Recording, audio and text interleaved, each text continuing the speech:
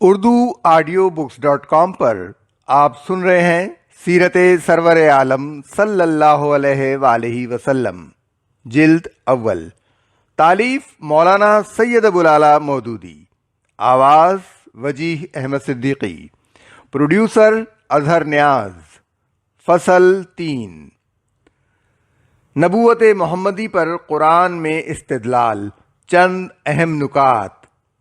قرآن کہتا ہے، اے نبی صلی اللہ علیہ وآلہ وسلم، تم اس سے پہلے کوئی کتاب نہیں پڑھتے تھے اور نہ اپنے ہاتھ سے لکھتے تھے۔ اگر ایسا ہوتا تو باطل پرست لوگ شک میں پڑ سکتے تھے۔ دراصل یہ روشن نشانیاں ہیں ان لوگوں کے دلوں میں جنہیں علم بخشا گیا ہے۔ سورہ عنکبوت آیت 48 اور 49۔ اس آیت میں استدلال کی بنیاد یہ ہے کہ نبی صلی اللہ علیہ وآلہ وسلم ان پڑھ تھے۔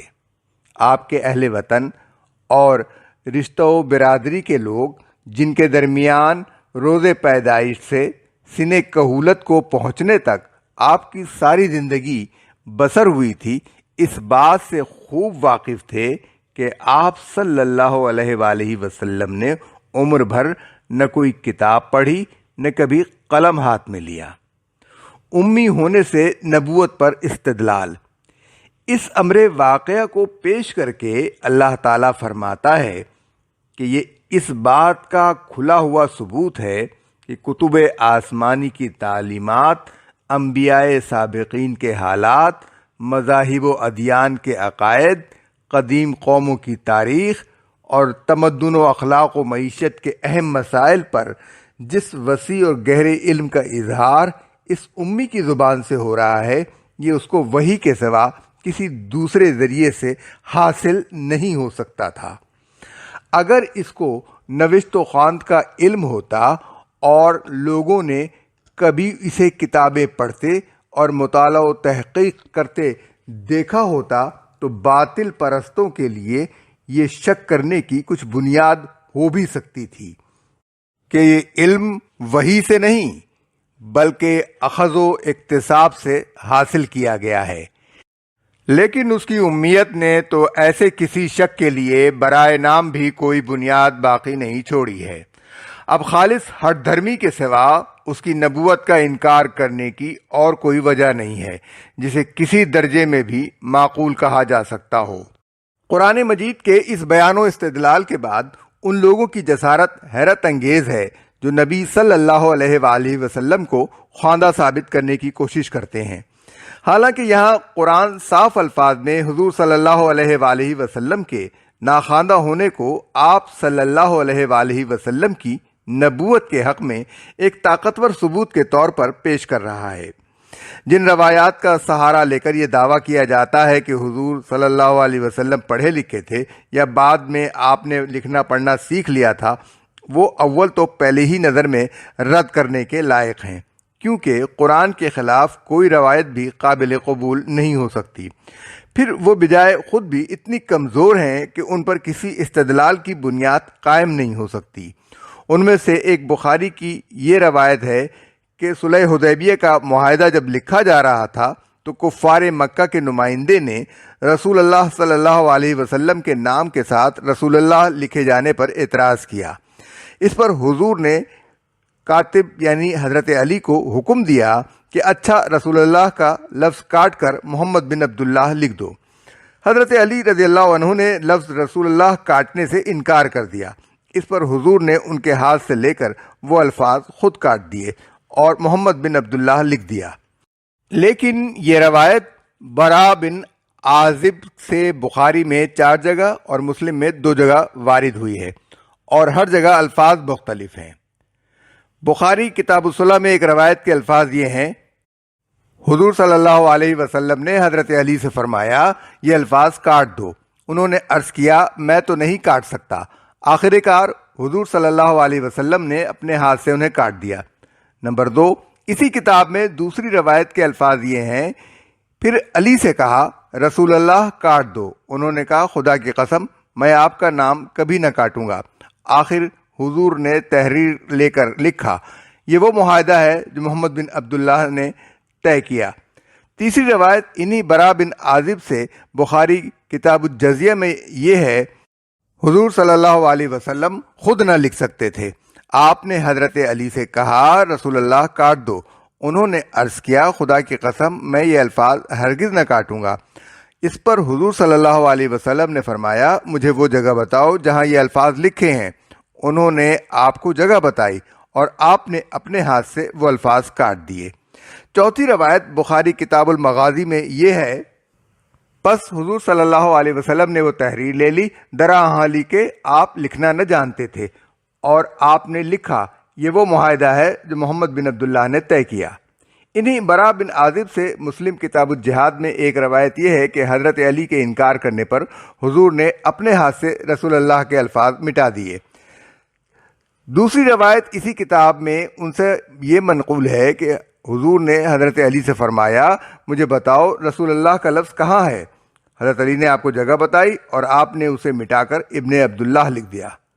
روایات کا یہ اضطراب صاف بتا رہا ہے کہ بیچ کے راویوں نے حضرت برا بن عازب رضی اللہ عنہ کے الفاظ جوں کہ توں نقل نہیں کیے ہیں، اس لیے ان میں کسی ایک نقل پر بھی ایسا مکمل اعتماد نہیں کیا جا سکتا کہ یقینی طور پر یہ کہا جا سکے کہ حضور صلی اللہ علیہ وسلم نے محمد بن عبداللہ کے الفاظ اپنے دست مبارک ہی سے لکھے تھے۔ ہو سکتا ہے صحیح صورت واقعہ یہ ہو کہ جب حضرت علی نے رسول اللہ صلی اللہ علیہ وسلم کا لفظ مٹانے سے انکار کیا تو آپ نے اس کی جگہ ان سے پوچھ کر یہ لفظ اپنے ہاتھ سے مٹا دیا ہو، اور پھر ان سے یا کسی دوسرے کاتب سے ابن عبداللہ کے الفاظ لکھوا دیے ہوں۔ دوسری روایت سے معلوم ہوتا ہے کہ اس موقع پر صلح نامہ دو کاتب لکھ رہے تھے، ایک حضرت علی رضی اللہ عنہ، دوسرے محمد بن مسلمہ۔ فتح الباری جلد 5 صفحہ 217۔ اس لیے یہ امر بعید نہیں ہے کہ جو کام ایک کاتب نے نہ کیا تھا وہ دوسرے کاتب سے لے لیا گیا ہو۔ دوسری روایت جس پر نبی صلی اللہ علیہ وآلہ وسلم کے خواندہ ہونے کا دعویٰ کیا گیا ہے، مجاہد سے ابن ابی شیبہ اور عمر بن شیبہ نے نقل کی ہے۔ اس کے الفاظ یہ ہیں کہ رسول اللہ صلی اللہ علیہ وسلم اپنی وفات سے پہلے لکھنا پڑھنا سیکھ چکے تھے، لیکن اول تو یہ سنداً بہت ضعیف روایت ہے جیسا کہ حافظ ابن کثیر رحمۃ اللہ علیہ فرماتے ہیں۔ دوسرے اس کی کمزوری یوں بھی واضح ہے کہ اگر حضور صلی اللہ علیہ وسلم نے فی الواقع بعد میں پڑھنا لکھنا سیکھا ہوتا تو یہ بات مشہور ہو جاتی، بہت سے صحابہ اس کو روایت کرتے اور یہ بھی معلوم ہو جاتا کہ حضور نے کس شخص یا کن اشخاص سے یہ تعلیم حاصل کی تھی۔ لیکن سوائے ایک عون بن عبداللہ کے جن سے مجاہد نے یہ بات سنی، اور کوئی شخص اسے روایت نہیں کرتا، اور یہ عون بھی صحابہ نہیں بلکہ تابعی ہیں جنہوں نے قطعاً یہ نہیں بتایا کہ انہیں کس صحابی یا کن صحابیوں سے اس واقعے کا علم ہوا۔ ظاہر ہے کہ ایسی کمزور روایتوں کی بنیاد پر کوئی ایسی بات قابل تسلیم نہیں ہو سکتی جو مشہور و معروف واقعات کی تردید کرتی ہو۔ ایک امی کا قرآن جیسی کتاب پیش کرنا اور یکایک ان غیر معمولی کمالات کا مظاہرہ کرنا جن کے لیے کسی سابقہ تیاری کے آثار کبھی کسی کے مشاہدے میں نہیں آئے، یہی دانش و بینش رکھنے والوں کی نگاہ میں اس کی پیغمبری پر دلالت کرنے والی روشن ترین نشانیاں ہیں۔ دنیا کی تاریخی ہستیوں میں سے جس کے حالات کا بھی جائزہ لیا جائے، آدمی اس کے اپنے ماحول میں ان اسباب کا پتہ چلا سکتا ہے جو اس کی شخصیت بنانے اور اس سے ظاہر ہونے والے کمالات کے لیے اس کو تیار کرنے میں کار فرما تھے۔ اس کے ماحول اور اس کی شخصیت کے اجزائے ترکیبی میں ایک کھلی مناسبت پائی جاتی ہے، لیکن محمد صلی اللہ علیہ وآلہ وسلم کی شخصیت جن حیرت انگیز کمالات کی مظہر تھی، ان کا کوئی ماخذ آپ کے ماحول میں تلاش نہیں کیا جا سکتا۔ یہاں نہ اس وقت کے عربی معاشرے میں اور نہ گرد و پیش کے جن ممالک سے عرب کے تعلقات تھے، ان کے معاشرے میں کہیں دور دراز سے بھی وہ عناصر ڈھونڈ کر نہیں نکالے جا سکتے جو محمد صلی اللہ علیہ وآلہ وسلم کی شخصیت کے اجزائے ترکیبی سے کوئی مناسبت رکھتے ہوں۔ یہی حقیقت ہے کہ جس کی بنا پر یہاں فرمایا گیا ہے کہ محمد صلی اللہ علیہ وسلم کی ذات ایک نشانی نہیں بلکہ بہت سی روشن نشانیوں کا مجموعہ ہے۔ جاہل آدمی کو اس میں کوئی نشانی نظر نہ آتی ہو تو نہ آئے، مگر جو لوگ علم رکھنے والے ہیں وہ ان نشانیوں کو دیکھ کر اپنے دلوں میں قائل ہو گئے ہیں کہ یہ شان ایک پیغمبر ہی کی ہو سکتی ہے۔ یہ لوگ کہتے ہیں کیوں نہ اتاری گئیں اس شخص پر نشانیاں اس کے رب کی طرف سے؟ کہو نشانیاں تو اللہ کے پاس ہیں اور میں صرف خبردار کرنے والا ہوں کھول کھول کر۔ اور کیا ان لوگوں کے لیے یہ نشانی کافی نہیں ہے کہ ہم نے تم پر کتاب نازل کی جو انہیں پڑھ کر سنائی جاتی ہے؟ در حقیقت اس میں رحمت ہے اور نصیحت ان لوگوں کے لیے جو ایمان لاتے ہیں۔ سورہ عنکبوت آیات 50 اور 51۔ یعنی امی ہونے کے باوجود تم پر قرآن جیسی کتاب کا نازل ہونا کیا یہ بجائے خود اتنا بڑا معجزہ نہیں ہے کہ تمہاری رسالت پر یقین لانے کے لیے یہ کافی ہو؟ کیا اس کے بعد بھی کسی اور معجزے کی ضرورت باقی رہ جاتی ہے؟ دوسرے معجزے تو جنہوں نے دیکھے ان کے لیے وہ معجزے تھے، مگر یہ معجزہ تو ہر وقت تمہارے سامنے ہے، تمہیں آئے دن پڑھ کر سنایا جاتا ہے، تم ہر وقت اسے دیکھ سکتے ہو۔ نبوت سے پہلے کی زندگی سے استشہاد۔ آخر اس سے پہلے میں ایک عمر تم لوگوں کے درمیان گزار چکا ہوں۔ سورہ یونس آیت 16۔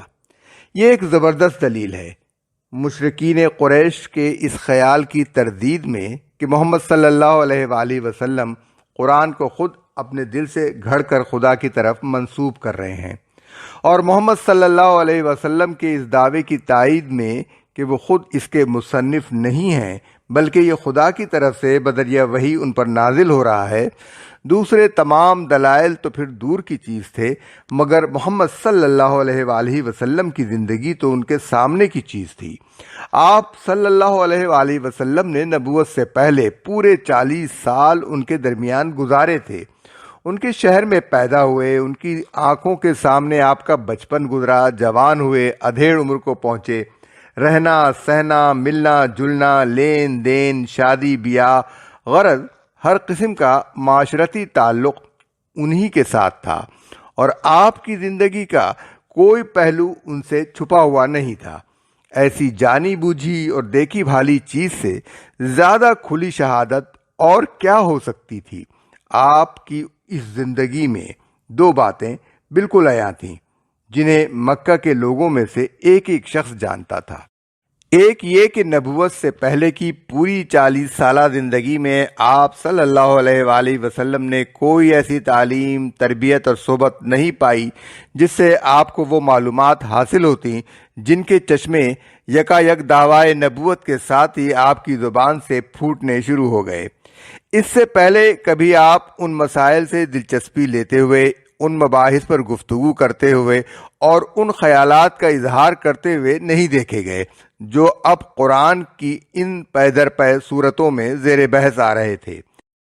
حد یہ ہے کہ اس پورے 40 سال کے دوران میں کبھی آپ کے کسی گہرے دوست اور کسی قریب ترین رشتہ دار نے بھی آپ صلی اللہ علیہ وآلہ وسلم کی باتوں اور آپ کی حرکات و سکنات میں کوئی ایسی چیز محسوس نہیں کی جسے اس عظیم الشان دعوت کی تمہید کہا جا سکتا ہو، جو آپ نے اچانک 40ویں سال کو پہنچ کر دینی شروع کر دی۔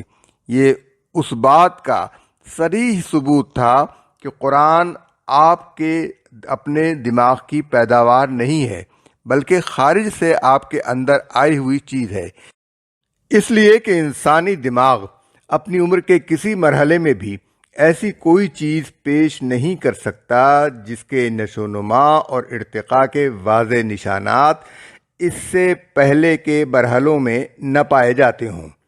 یہی وجہ ہے کہ مکہ کے بعض چالاک لوگوں نے جب خود محسوس کر لیا کہ قرآن کو آپ صلی اللہ علیہ وسلم کی دماغ کی پیداوار قرار دینا صریح طور پر ایک لغو الزام ہے، تو آخر کو انہوں نے یہ کہنا شروع کر دیا کہ کوئی اور شخص ہے جو محمد صلی اللہ علیہ وسلم کو یہ باتیں سکھا دیتا ہے۔